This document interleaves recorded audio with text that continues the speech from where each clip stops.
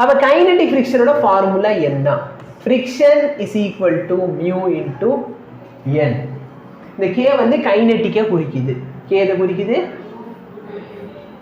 Kinetic. சரி, என்ன difficulty? இந்த மியூ பார்த்தனா கோஎஃபிஷியன்ட் ஆஃப்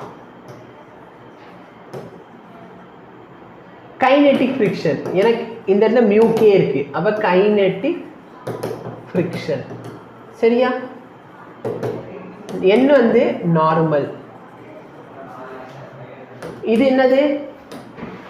கைனெட்டிக்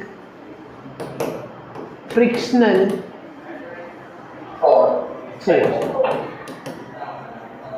இப்போ நல்லா பாரு, F என்னது? ஃபோர்ஸ். நார்மல் பார்த்தா பேசிக்கலி அது ஒரு ஃபோர்ஸ் தானே, கரெக்டாக ஃபர்ஸ்ட் லெக்சர் நினச்சிருப்பேன். அப்போ இந்த மியூ என்னது சார்? ஒரு ஃபோர்ஸ் பை இன்னொரு ஃபோர்ஸ். அப்போ மியூக்கு யூனிட் இருக்கா?